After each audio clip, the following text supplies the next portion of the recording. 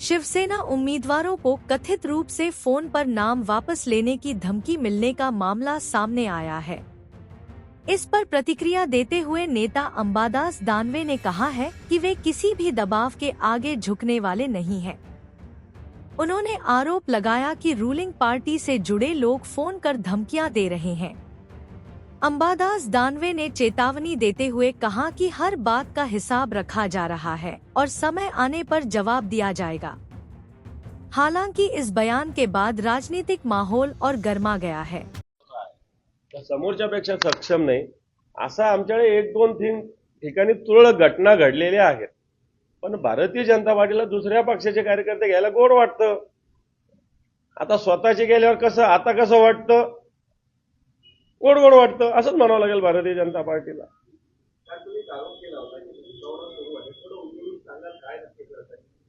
उलगडून सांगण्यात मला कोणत्याही अधिकाऱ्यांना अडचणीत आणायचं नाही, पण सुपर क्लास 1 एका अधिकाऱ्याने एका आमच्या उमेदवाराला फोन केला आणि तो अधिकारी कोणाच्या जवळचा आहे माझ्याकडे पूर्ण माहिती आहे। कारण त्या अधिकाऱ्याचा फोन यायच्या 10 मिनिटं आधी जिल्ह्याचे पालकमंत्री संजय शिरसाठ नाव घेतो यांनी त्या उमेदवाराला फोन केला होता। कोणाच्या फोनून केला होता, काय केला होता हेही आमच्याकडे व्यवस्थित आहे, जर त्यांनी नकार दिला तर। परंतु अशा धमक्याला आमचे उमेदवार घाबरणार नाही। कोकणवाडी भागात आमचा एक तांबे नावाचा सामान्य उमेदवार आहे, धनगर समाजाचा आहे। पहिल्यांदा शिवसेनेनं त्या भागातील धनगर समाज मोठ्या प्रमाणात असताना उमेदवारी दिलेली आहे। एक तरुण कार्यकर्ता, याला धमक्या दिल्या जातात, याला आधी प्रलोभन दिलं जातं की 25 लाख देतो, 15 लाख देतो, 10 लाख देतो, 20 लाख देतो। नंतर तो ऐकत नाही म्हणल्यावर तुमचे सगळ्यांचे अनधिकृत घर आहे ते पाडतो। अशा धमक्या यांचे बगल बच्चे देत आहेत। मला असं वाटतं निवडणुकीमध्ये घर पाडतो म्हणजे काय, महापालिका तुमच्या बापाची आहे? तुमचे घर फार अधिकृत आहे का मग? दुसऱ्याच्याकडे कोणी लक्ष दिलं तर? आणि म्हणून अशा पद्धतीनं प्रशासनाची आणि सत्तेची मस्ती आलेली आहे, मी स्पष्टपणे सांगतो। पण अशा अधिकाऱ्यांना मी इशारा देऊ इच्छितो, काल मी दिलेला आहे। मला असं वाटतं याचा सगळ्यांचा हिशोब ठेवला जाईल। योग्य वेळी योग्य प्रसंगी तुम्हालाही धडा आम्ही शिकवू। हे पहा, मी नावानिशी आरोप केला, लपून छपून केला नाही, आणि माझ्याकडे काही डिटेल्स आहे म्हणूनच मी आरोप केला। नाही तर मी कसं काय आरोप केला असता? मी म्हणलं असतं एका मंत्र्यांनी, मी सांगतोच ना नाव तुम्हाला।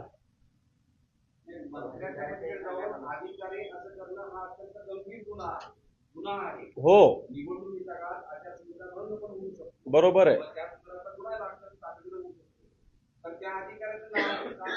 नाही, मला असं वाटतं,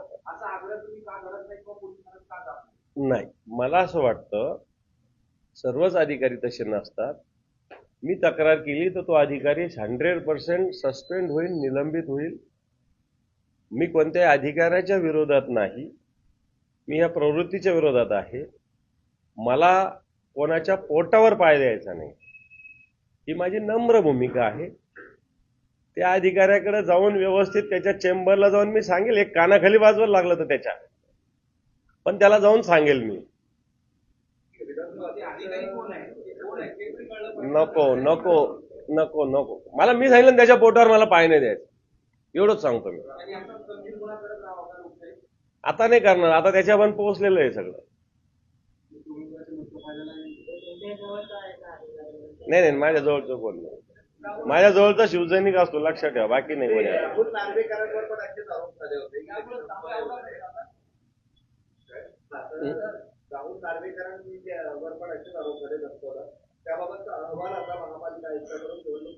ही सत्य घटना आहे, ही सत्य घटना आहे। मी काल तिथल्या संबंधित विभागाशी बोललो, तिथल्या काही उमेदवारांशी बोललो।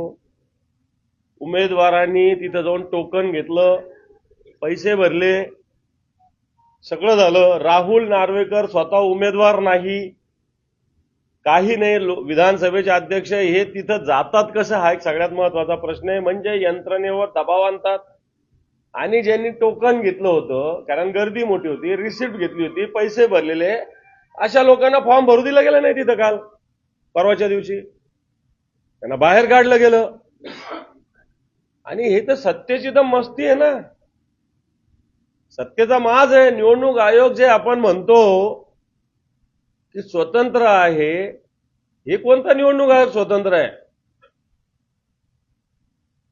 आणि हे ठिकठिकाणी होतंय.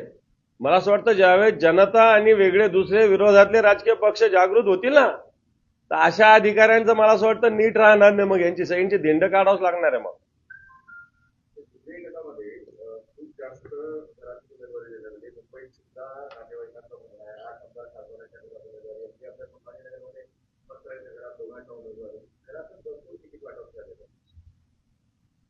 हे पहा, आता हे तर इथून तिथून आहे, कोणालाच नाव ठेवायला जागा नाही, अशा प्रकारची स्थिती आहे की मुलाला, मुलीला, वहिनीला, आईला, आता मागे 6 मंत्र्यांची आई किंवा बायको नगराध्यक्ष झालेले मागच्या काळात, मागची जी महिन्यात इलेक्शन झाली ना त्याच्यामध्ये, तसाच काहीसा प्रकार आता होतोय.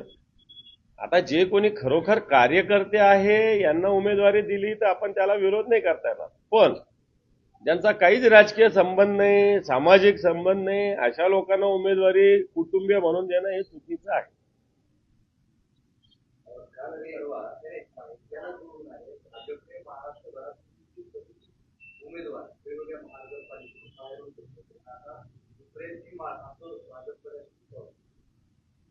मी हेच सांगतो ना, भारतीय जनता पार्टी सगळ्यात मोठी पार्टी म्हणतात, मग त्यांना लोक का आणावं लागतात इकडून तिकडून, हाच प्रश्न आहे ना माझा. त्यांना लोक आणावे का लागतात? जर तुमचा पक्ष देशातला सगळ्यात मोठा पक्ष आहे, सगळ्या गोष्टी आहे, तर तुम्हाला इकडून तिकडून लोक का आणावं लागतात? आणि आल्यानंतर आता तुम्ही सुद्धा किती लोकांना बाहेरची उमेदवारी दिलेली, भारतीय जनताची यादी जर बघितली मुंबईपासून तर खालच्या आमच्या नांदेडपर्यंत, परभणीपर्यंत भारतीय जनता पार्टी उमेदवार भेटत नाही. इथं संभाजीनगरात भारतीय जनता पार्टी युती तुटल्यानंतर आमच्या कित्येक लोकांना फोन केले त्यांनी रात्री बेरात्री, कित्येक लोकांना, त्यांच्याकडे उमेदवार नव्हते. आणि कसला मोठा पक्ष आला हा, फुगा आहे नुसता हा.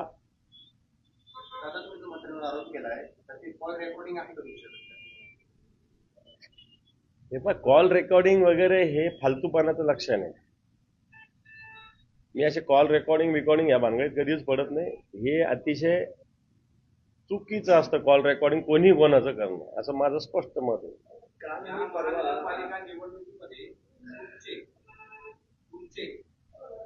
उमेदवार शिंदे आणि भाजपच्या संभाजीनगरचा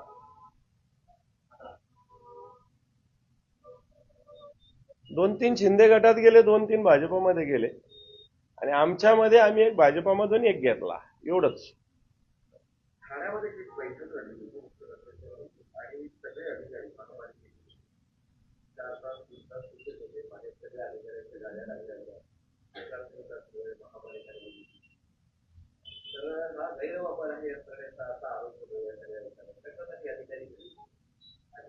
बिलकुल. हे पहा, इलेक्शनच्या काळामध्ये कोणत्याही अधिकाऱ्यांना, मंत्र्यांना त्यांना बोलवता येत नाही. कोणत्याही अधिकाऱ्यांनी, राज्याच्या मुख्यमंत्र्यांनी बोलवलं तरी जाता येत नाही. त्यांना कोणत्याही रुटीन शिवाय, कामाशिवाय कोणत्याही इतर सूचना देता येत नाही. जर ठाण्यात अशी घटना घडली असेल तर मी सगळ्यात आधी या सर्व अधिकाऱ्यांना निलंबित केलं पाहिजे.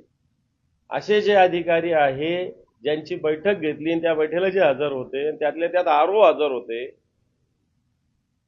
आरओना निवडणूक काळात निवडणुकीशिवाय कोणतीही ड्युटी दिली जात नाही कोणत्याही कामाची. आणि म्हणून अशा पद्धतीनं जे लोक गेलेले असतील यांना निलंबित केलं पाहिजे.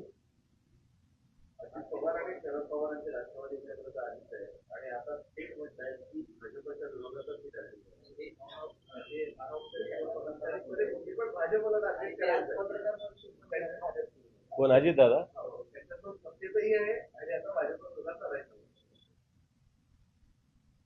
आता याच्याविषयी काय बोलावं मला ते नाही कळत. एकीकडे सोबत राहायचं आणि इकडे दुसऱ्या सोबत पण फिरायचं, असा प्रकार आहे. चांगल्या भाषेत सांगायचं तर एक इंटरेस्टिंग घटना आहे.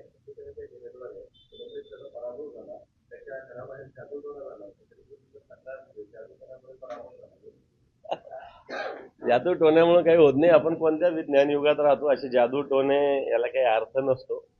ज्याची त्याची श्रद्धा असेल, परंतु आपण आता या विज्ञान युगात राहतो. असे जादू टोणे झाले असते तर लोकांनी तेच केलं असतं ना.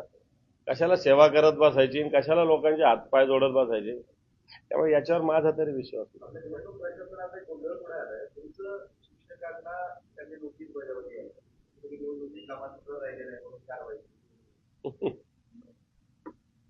चुकीचं आहे. अशा पद्धतीनं जे मृत झालेले त्यांनाच नोटीस गेली. प्रशासन किती पद्धतीनं अलर्ट आहे हे लक्षात येतं. याच्यातून कोण आहे काय आहे, माणूस जिवंत आहे का मेलेला आहे हे सुद्धा ते बघत नाही.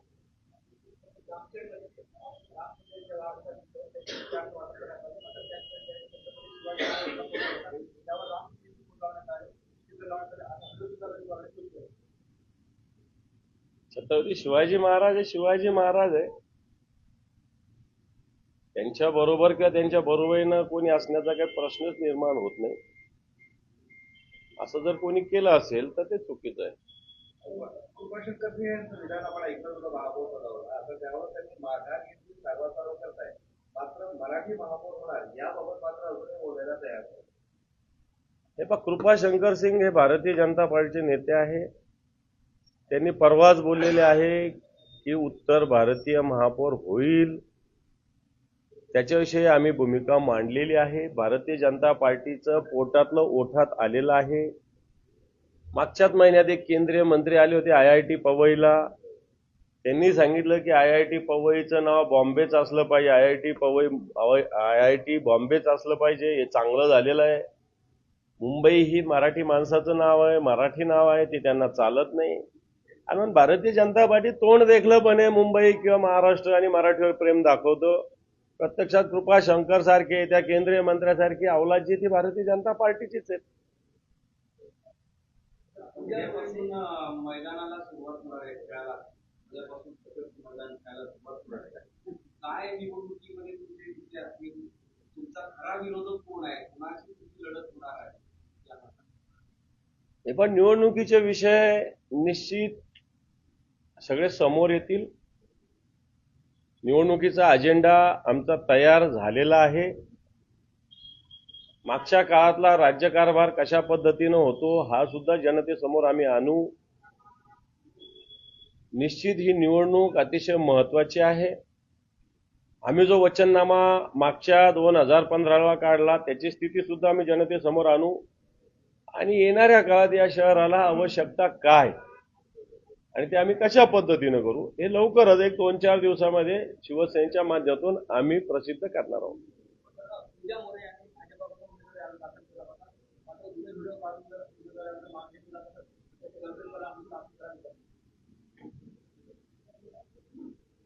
हे पण जुने व्हिडिओ बऱ्याच जणांचे कोण कोणाला काय बोलत असतं आपल्याला माहिती आहे. आता देवेंद्र फडणवीस अजितदादा चक्की पिसिंग म्हणत होते. छगन भुजबळांची जागा जेलमध्ये असंच म्हणत होते. अजितदादा सुद्धा भाजपला कमळाबाई म्हणत होते. आता ह्या सगळ्या जुन्या गोष्टी असतातच. आता त्या धरून चालायच्या का न चालायच्या हे परिस्थितीवर अवलंबून असतं असं मला तरी वाटतं. पूजा मोरे एक चांगली कार्यकर्ता आहे एवढं तर मला माहिती. पण ती भारतीय जनता पार्टीत कधी गेली मला काही माहिती नाहीये. पण निश्चित एक चांगली काम करणारी एक कार्यकर्ती आहे, एक चांगली मुलगी आहे, आपल्या मराठवाड्यातली आहे. ती पुण्यात आता लग्न झाल्यामुळे पुण्यात गेलेली आहे. मी तिच्या लग्नालाही गेलो होतो. चांगली मुलगी आहे, हुशार आहे, चांगलं काम करणारी आहे. दुर्दैवानं तिची संधी हिरावल्या गेली.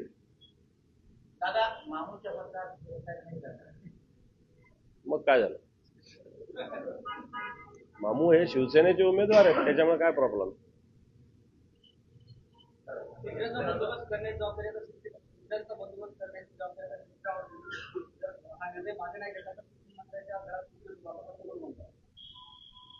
मला नाही माहिती काय निर्णय हा.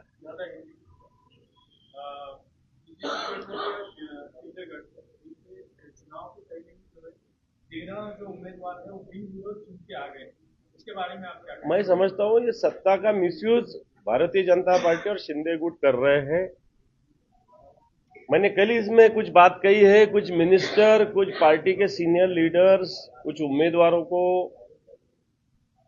कुछ प्रलोभन देते हैं, कुछ धमकियां देते हैं, और मैं समझता हूँ बिनविरोध चुन के आना डेमोक्रेसी के लिए अच्छी बात नहीं है। लोगों को मतदान का अधिकार तो गया ना वहां के, जहां बिनविरोध इलेक्शन हुआ वहां के लोगों का वोट का अधिकार तो गया। मैं तो बोलता पार्टी के लिए भी अच्छा नहीं रहता, क्योंकि लोगों को वोटिंग स्टेशन पे आने की आदत रखना जरूरी है, लोगों को वोटिंग करने की आदत रखना जरूरी है। निर्विरोध चुनाव ये लोकशाही में गलत है, ऐसा मेरा व्यक्तिगत मत है। आपने जो कल वीडियो पोस्ट किया था इलेक्शन ऑफिसर को, आपने कहा था आपके उम्मीदवार को धमकाया जा रहा है, बोला था क्या? मैंने सही बताया है, कुछ उम्मीदवारों को यहाँ के मिनिस्टर फोन कर रहे हैं, उनके सपोर्ट में कुछ ऑफिसर फोन कर रहे हैं।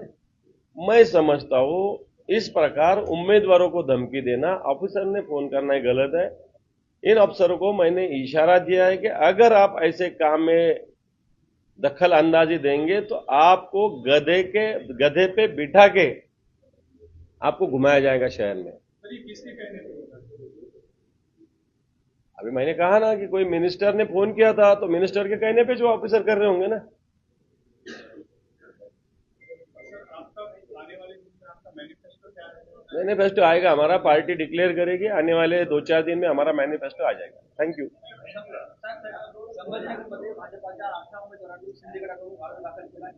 राजेंद्र आजपर्यंत उमेदवारी अर्ज दाखल मागे घेतला तर मी कसं आहे सर्वांना माहिती. काय भाजपाच्या 18 उमेदवारांनी शिंदेगडाकडून उमेदवारी अर्ज दाखल केला आहे. आता भाजपाची रणनीती अशी की त्यांनी उमेदवारी अर्ज मागे घ्यावा, मात्र राजेंद्र यांचा अर्ज म्हणतात मी कसं आहे सर्वांना माहिती. आता अर्ज मागे घेतला तर मी कसं आहे. कोणी मागे घेत नसतं पक्षाचं उमेदवारी मिळाल्यावर, कोण कसा पण राहो त्यांनी काही होत नसतं, पण एकदा त्या पक्षाचं ते अपयश आहे ना, माझ्या पक्षाचा माणूस दुसरीकडे जाऊन उमेदवारी भरतोय, माझं अपयश आहे, मी कबूल केलं पाहिजे। आज भारतीय जनता पार्टीनं जिथं गरज नसताना तिथं मोठ्या प्रमाणावर कार्यकर्ते येतात, त्याचे परिणाम त्यांना भोगावे लागत ना। एखादं घर आहे तिथं त्याची क्षमता असते राहायची, बसाबस कोंबले तर ते बाहेर पडणारच ना काही लोक। गुंडांना नाही तर घरातील पहिल्या उमेदवारी दिली असं म्हणतात. हो म्हणतात, मला नाही माहिती। गुंडांना उमेदवारी दिली तर सगळ्या जगासमोर आहे, विशेषतः एनसीपीने अजितदादाच्या पक्षात।